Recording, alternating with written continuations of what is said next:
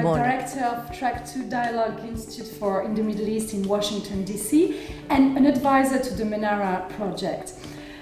This morning, you were speaking about a very important thing concerning the Egyptian revolution. You were actually saying that the revolution had the seeds in itself of the counter-revolution. Can you explain us why?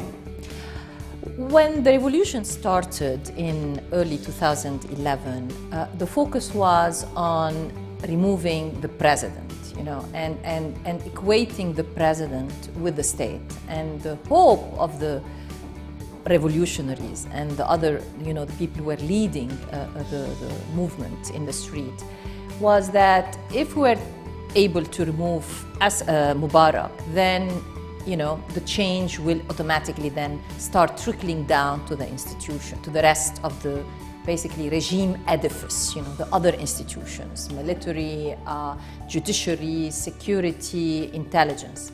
And that was, an assumption which was not borne out by reality. These are regimes that have withstood the test of time. These are the regimes that have been putting together mechanisms to immunize them from citizen protests like the one they have experienced in January 2011. And they have been doing this for years and years and years. They have developed a playbook about how to go about that. And so imagining that by removing Mubarak, you can get rid of the deep state structures that really have propped up the president in place for years and years, and Sadat before him and Nasser before him, was a short-sighted assumption. And so going forward, as this process of transformation evolves and develops, the challenge is going to be no longer to focus purely on the head of the regime, but rather to see how change can, how we can develop a strategy of change that can tackle the institutions that have been propping up the head of a regime in place. And speaking about autocrats and speaking about Bashar al-Assad, you were also saying that it's becoming a model for other autocrats in the region. Correct. They got a lesson from him. Correct. And what is the terrible lesson they got from him? Look, the lesson that today's military in Egypt, for example, is drawing, other authoritarian leaders in the region are drawing, is that you stick to your ground when you are faced with citizen protest. You don't give in. You fight your way out. You kill your way out of this. You don't yield to international pressure to resign. And more importantly, you want to make sure that the army, the military, and the security services are standing by your side as you are fighting this protest. This is Assad's playbook, and this is a playbook that other authoritarian leaders in the region have looked at very carefully and will be following in the future.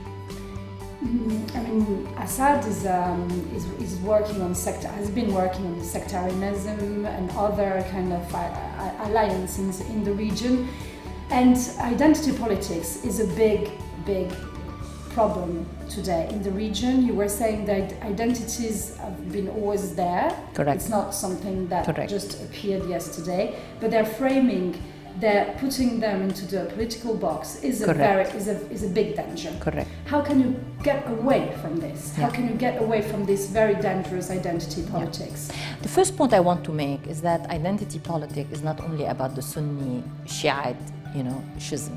It's much more the multi-dimensional. You have divides between Arab Kurds and Turks. You have divides between Arabs and Persians. You have divides between Arab and Jews in Israel. You have divides between Muslim and Christians. You have divides between, Berbers and Arabs in North Africa. So we have to understand that it's a multi-dimensional, not a two-dimensional phenomenon. The second point we have to understand is that this has been in the region forever. I grew up in the Middle East, and I grew up with these divides, in my country of origin of Lebanon, which were more along initially religious line and also along certain confessional lines. So we are not going to get rid of them. The question is how we can put them back within the levels of normalcy, if we can put it this way. How can we normalize them and depoliticize them, if we can put it this way?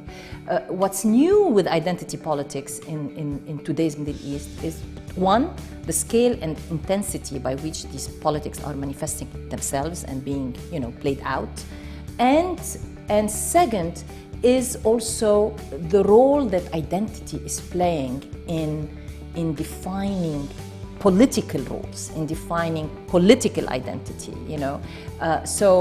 being Sunni is no longer just about being Sunni, or being Shia is no longer about just being Shia, but people are looking at their political identity through the Shiite prism or through the Sunni prism. And that's a problem today with identity politics in the Middle East. So we need to basically depoliticize identity politics and bring them to the framework within which they have always operated as divides that people learn to live with and to accommodate themselves to without killing each other over.